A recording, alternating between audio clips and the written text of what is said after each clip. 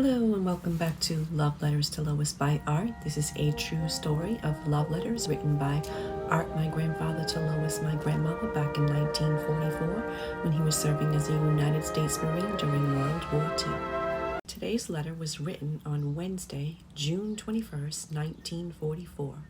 And since seeing Lois the weekend before and becoming engaged, he has written to her every day since.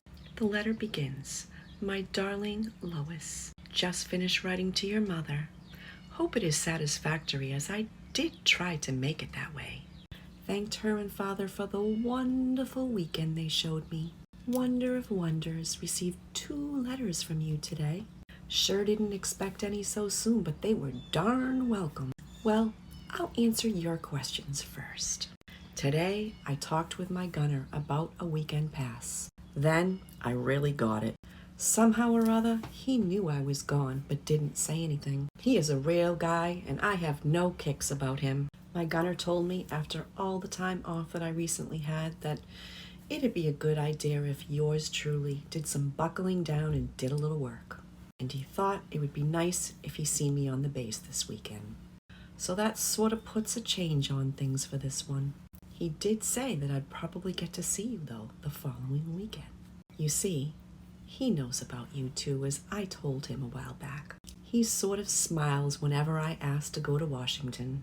Honey, I'll miss you terribly this weekend, but after those 4 days of paradise, it'll hold me over for a little while.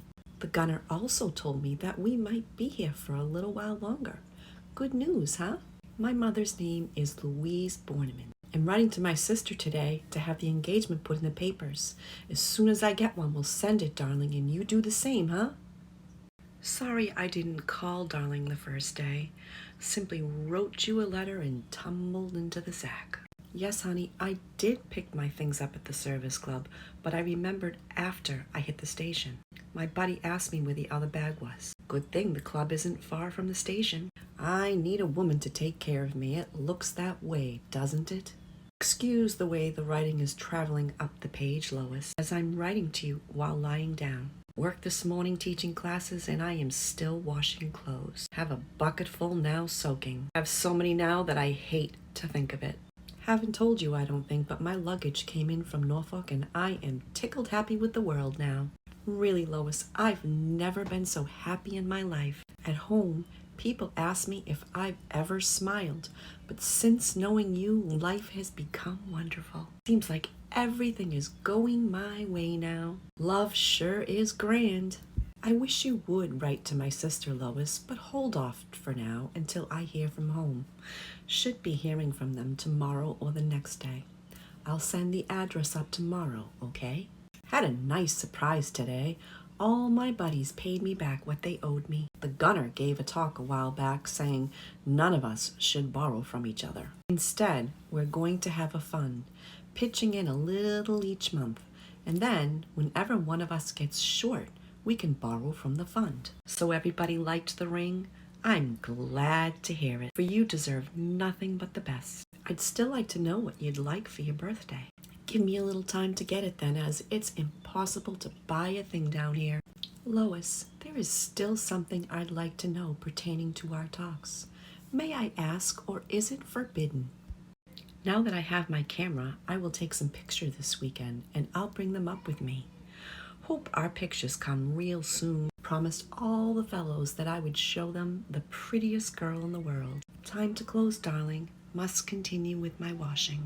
Wonderful wife I'd make for some girl. Expect a letter tomorrow. It gives me something to look forward to. Bye, darling. With love, ever yours, Art. P.S. I love your kisses. I have just 2 thoughts after reading today's letter. The first is about the laundry. I'm guessing Art couldn't just pop into the laundromat on base with commercial-grade washing machines, based on the fact that he says he has clothes sitting in a bucket. I know my grandfather is not one to shy away from hard work, but no wonder he hates this task if he has clothes sitting in a wash bucket. My second reflection is that Art states that he barely smiled when he was at home. I believe that, as Art did not have an easy life at all. I have no doubts at all that Lois was just this fresh breath of heavenly air that Art seems to convey she is to him. And that's all for letter 19.